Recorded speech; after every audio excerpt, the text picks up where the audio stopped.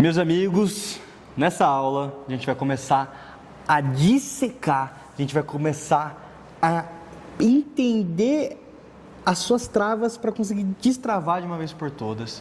Aula passada a gente falou sobre confiança situacional.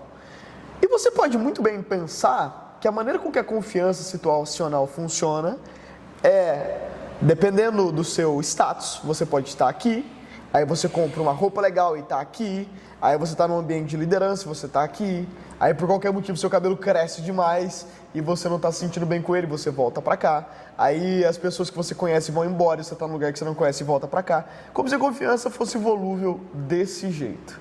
Esse é um erro comum, mas não é assim que a confiança funciona. Na verdade, a confiança situacional funciona do seguinte jeito. Vamos imaginar o professor. O professor, no dia a dia, ele está mais ou menos assim. Esse é o professor, essas são as travas dele. Na sala de aula, saiu a trava. Na vida, no geral, quando ele não está dando aula, a trava continua.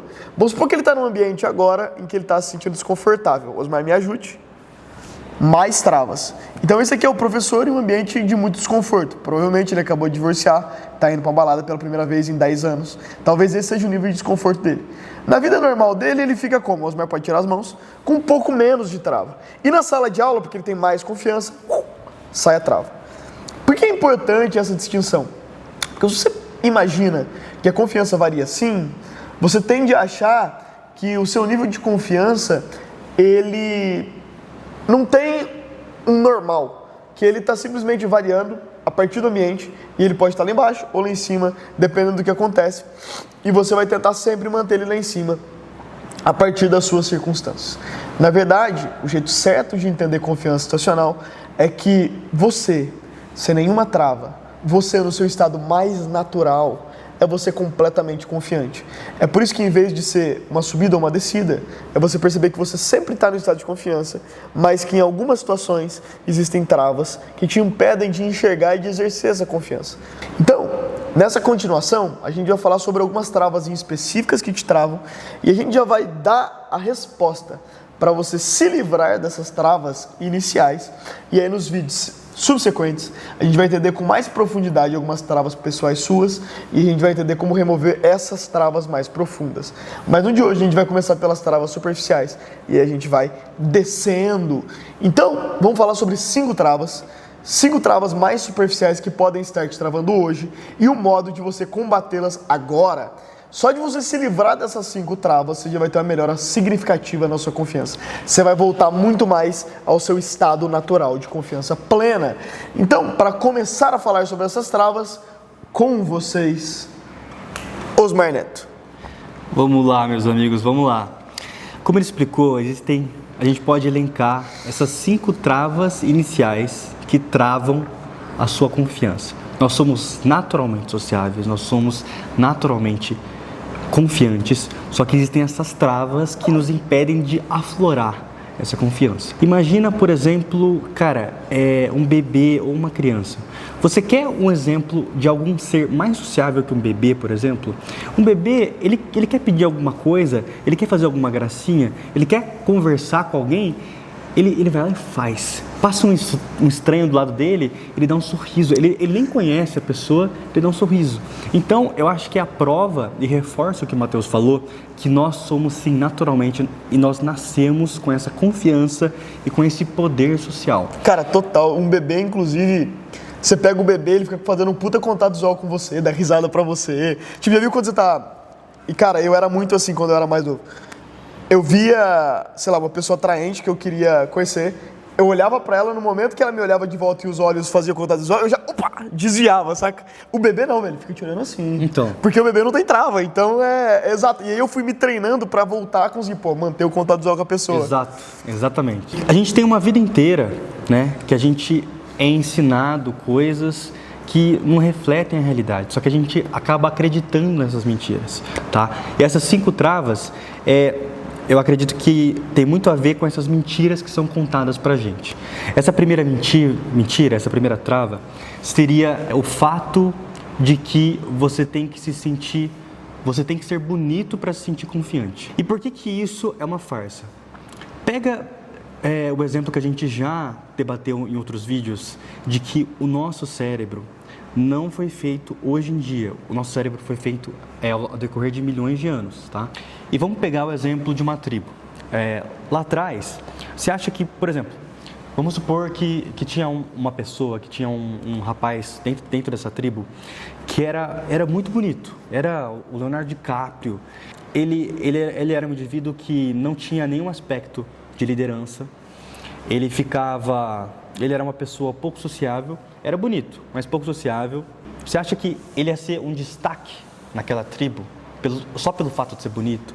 Não, porque não é isso que faz a pessoa, o homem principalmente, nesse exemplo, se destacar socialmente. São outros atributos. Então a gente pode pegar um outro exemplo que seja um pouco mais tangível. Com certeza você já passou por uma questão que nem essa. Você pode ir, por exemplo, em uma balada e você vê um cara que não é bonito, às vezes até um pouco gordinho, feio, que a sociedade falaria que não está se adequando aos padrões de beleza. Só que esse cara, ele tá super sociável, tem um monte de gente em volta dele, parece que ele é o centro do local.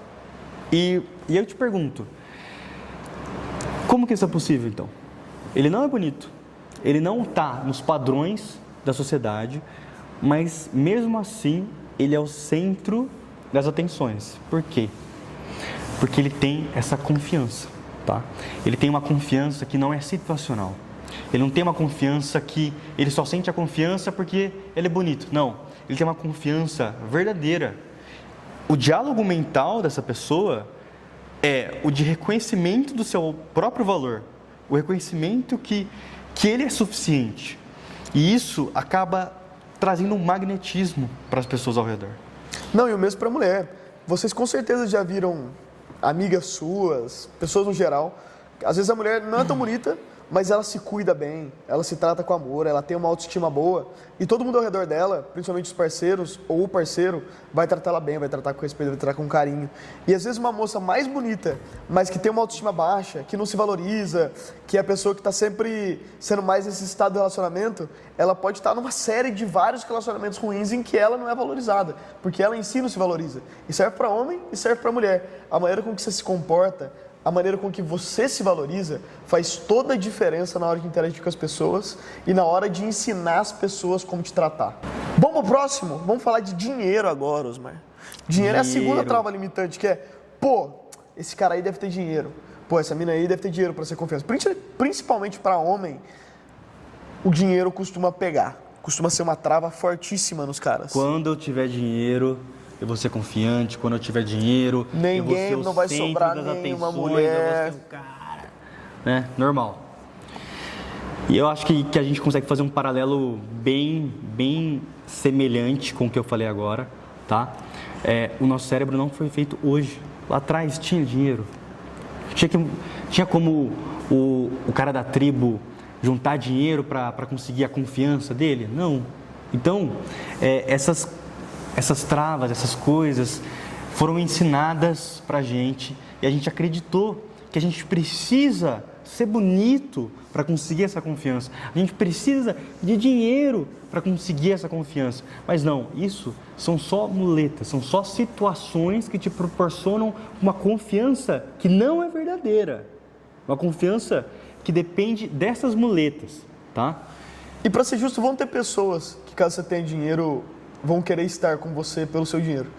Mas tenha total convicção de que são as pessoas erradas e que elas estarão com você pelos motivos errados. Fora que esse é um jogo interminável. Se você baseia sua confiança em dinheiro ou beleza, você nunca vai estar satisfeito. Exato. Sempre vai ter mais dinheiro para você ter, sempre vai ter alguma coisa em você que você pode melhorar. Você vê esses casos da galera que não para de fazer botox, que sempre está melhorando uma coisa em si, que nunca está satisfeito com o próprio corpo.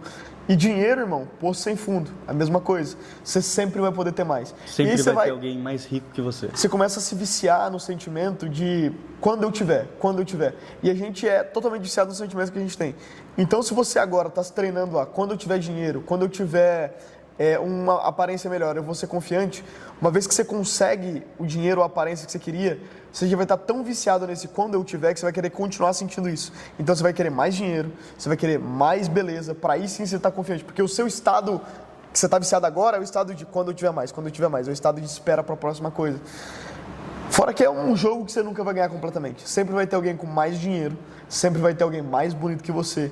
E se você acha que o que você tem a oferecer é baseado nessas duas coisas, em primeiro lugar, você sempre vai estar perdendo. Só tem uma coisa que você pode oferecer que ninguém mais pode oferecer como você. O que é, Osmar?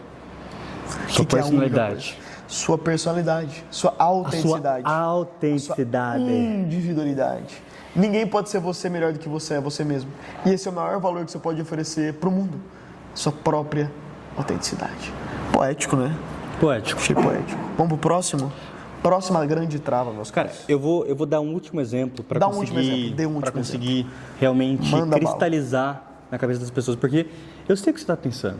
Eu sei o que você está pensando. A gente leu a sua mente. Você deve estar pensando assim, não, mas realmente tem aquele cara bonitão, cara, ele chama muita atenção e tal. Cara, eu quero que você faça um exercício mental aqui, tá? E você vai precisar um pouco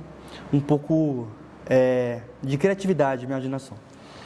Você pega duas pessoas, o cara bonitão e o cara que não é tão bonito assim, meio feio, né? Enfim, esses dois indivíduos no mesmo espaço social, o que acontece? O cara bonitão, ele realmente pode estar se sentindo, normalmente ele se sente um pouco mais confiante. Por quê? Porque ele sabe que ele é bonito, tá? Ele sabe que ele é aceito pelas normas da sociedade, pelas normas de beleza. E isso causa um alívio. Eu tenho a confiança, eu tenho a aprovação.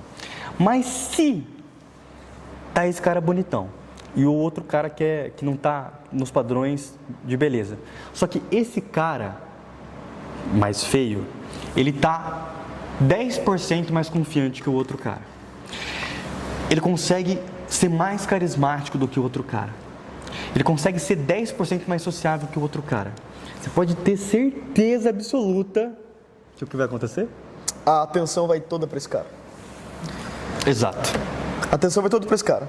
E, cara, para completar, o cara que é bonito, às vezes ele se vê em personagens que tem confiança. Então, ele olha pro James Bond, ele olha para algum outro personagem que é o protagonista, que tem confiança, que fica com a mina bonita e fala, pô, eu sou igual a esse cara, então eu posso agir igual. O cara, ele se dá mais permissão para agir com confiança porque ele é o estereótipo. Mas acontece muito de caras que são bonitos serem super tímidos. Eu mesmo lembro de uma situação em que eu tava com um amigo, era novinho, tinha uns 16 anos, tava em uma festa junina da época do ensino médio e o pessoal sabia que eu sempre fui meio desenrolado. Falaram assim, Matheus, tem um brother meu que tá afim de chegar numas minas, chega lá com ele. Aí eu falei, não, claro, vamos lá. E eu não sou um cara alto, eu tenho menos de 1,70. O cara era altão, 1,85, fortaço, loiro. E eu falei, pô, esse cara aqui vai tirar de letra, né? Aí tinha um grupinho com umas 3 meninas, eu falei, bora lá. Ele falou, mas antes vamos dar uma passada pelo bebedouro ali, a gente só dá uma olhada nelas e depois a gente vai. Eu falei, vamos, né? O cara tá falando. Aí a gente passa pelo bebedouro e aí eu falo, beleza, irmão, passamos pelo bebedouro, bora lá agora. Ele, vamos passar em frente mais uma vez? Eu falei, irmão, se você ficar fazendo isso, a gente vai ficar nervoso, é melhor já ir logo. A gente foi e, cara, cheguei e comecei a falar com as meninas, elas gostaram. Eu fiquei conversando com elas uns 15 minutos. Quando eu percebi, eu falei, cara, e esse meu amigo aqui? Eu olhei e tava ele assim, ó, do lado das meninas, gigantesco. E eu falei, puta que pariu, cara, não tô acreditando no que eu tô vendo. Então, assim, não necessariamente só a beleza, só o shape vai te dar confiança, meus amigos, vai muito além. Mas para ser justo, para ser bem justo aqui, você precisa de uma higiene mínima. Você precisa cortar o cabelo, você precisa cortar a unha, você precisa escovar o dente, você precisa do mínimo de higiene, você precisa do mínimo de uma roupa que te valoriza. Você não pode estar com a camiseta 3 números maiores que você não pode estar com uma calça que está zoadaça, com um tênis muito sujo. Assim, se cuide, mas uma camiseta minimamente ajustada no seu corpo, uma roupa limpa e você com os básicos de higiene pessoal, meu caro, só a sua individualidade e a sua confiança são suficientes para você conquistar qualquer pessoa que você queira e qualquer pessoa que vai naturalmente se conectar com você. E sobre naturalmente se conectar com você, a gente já vai entrar no terceiro ponto, que é o seguinte: medo de rejeição. Essa é a nossa terceira trava que a gente vai falar aqui com vocês. E para iniciar essa conversa sobre rejeição, eu vou dizer a seguinte frase para vocês: rejeição não é bom. Rejeição não é ruim, rejeição é natural. O que eu quero dizer com isso? Que uma vez que você expressa a sua autenticidade, é natural que algumas pessoas gostem de você e que outras não gostem. Assim como é absolutamente natural que você goste mais de umas pessoas e menos de outra. Sei lá, você conversa com 10 pessoas. Dessas 10, algumas você vai se conectar muito. Algumas você vai se conectar mais ou menos e algumas você não vai se conectar. Por que isso acontece? Porque é natural. A gente tem mais química com determinadas pessoas e menos com outras. Não é por nenhum motivo específico. Você não gosta de todo mundo e nem todo mundo gosta de você. Quando você é autêntico, você sempre vai ser rejeitado. Não importa se sou eu, se sou o Omar, se é o Gustavo Gambit, se é quem for. Se você é natural, se você é autêntico, algumas pessoas vão te amar por causa disso. Umas vão achar ok e umas não vão gostar. Normal, natural. Você não gosta de todos os filmes que você assiste, mesmo que pela crítica eles sejam bons. Então, meus caros, não tenham medo da rejeição porque ela acontece. E quando você rejeita alguém, também não é nada pessoal, é simplesmente porque vocês não se conectaram. É importante você ter isso na sua mente, a teoria, e eu acredito que você pode estar pensando, caraca, nossa, verdade, tem pessoas que eu gosto, tem pessoas que eu não gosto, e realmente é natural. Só que você também tem que fazer a prática, tá? E eu incentivo você a se expor, você interagir socialmente, você em eventos de networking, em bares, em N locais, você se expor e você ser rejeitado, cara. Andar de bicicleta, você tem que cair para você conseguir aprender. Então, para você aprender a lidar com rejeição, você tem que ser rejeitado, não é? Total. E você vai ver, você vai sentir que, cara, no fundo não tem nada demais. E isso é o que a gente chama de terapia da exposição. Porque é muito fácil virar e falar, irmão, rejeição é normal, irmã, rejeição é normal. Mas o ponto é, você vai ter um medo inconsciente de ser rejeitado se você não está acostumado. Quanto mais você se expõe à experiência que você tem medo, menos ela te afeta. Quanto mais rejeição você tiver, menos medo você vai ter de rejeição. E mais do que isso, a rejeição é natural quando você está agindo dentro dos parâmetros sociais normais. Agora, se você vai interagir com uma pessoa e você fica muito nervoso e você é rejeitado, essa não foi uma rejeição natural, ou seja, ela não te rejeitou porque não houve conexão entre vocês. Foi uma rejeição porque você estava muito nervoso e a pessoa não sabia o que fazer com isso. Nesse caso, a rejeição, além de natural, mais do que é natural, ela é um feedback de algo que você tem que fazer melhor. Às vezes eu vou abordar o Osmar, eu não conheço ele, em vez de eu falar, opa, e aí, tudo bom? Eu falo, pá, tudo bom? Baixinho. Ele nem me escuta. Essa rejeição, ela não é que ela é natural, ela é um feedback de que eu preciso aumentar meu tom de voz. Então, às vezes, você está cometendo erros na hora de socializar e a rejeição é um feedback de que você tem que melhorar alguma coisa. Só que à medida que você melhora e você está fazendo o mínimo, e a gente vai te ensinar o mínimo aqui, aí sim, rejeições vão continuar acontecendo sempre, porque rejeição é natural. Tem escolas de pensamento que falam sobre socialização, que falam assim, nunca seja rejeitado com o meu método. Só que esse vai ver o método, e é um método manipulador, é um método que fala o que a pessoa quer ouvir, é um método que usa gatilho mental para influenciar a pessoa a fazer o que você quer. A gente não está ensinando nada disso. Aqui a gente está ensinando você a socializar com autenticidade, a ser você mesmo, a se expressar livremente. E nesse caso, fiquem tranquilos, rejeição sempre vai acontecer, porque nem todo mundo vai gostar de você do jeito que você é, e tá tudo bem, é normal. Nem você gosta de todo mundo. Você tem que ficar tranquilo com isso. Próximo.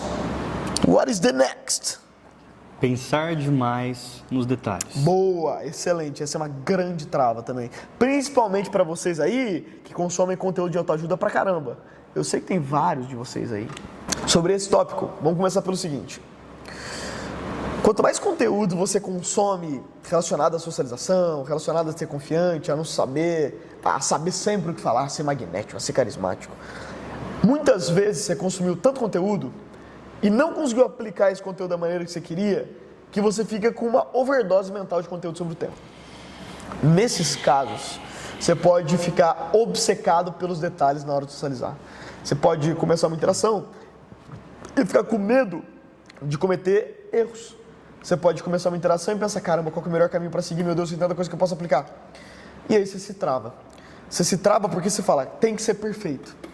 Eu tenho que ser perfeito. Tem tantas coisas que eu preciso fazer e eu não posso errar nenhuma delas. Porque se eu errar a mínima coisa, a interação acabou. A gente está aqui para falar para vocês, meus caros, que os detalhes não importam.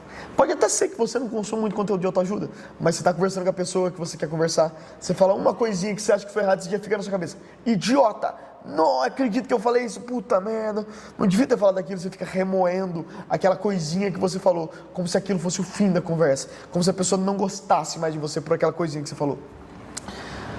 Eu tô aqui pra falar o seguinte: os detalhes não importam.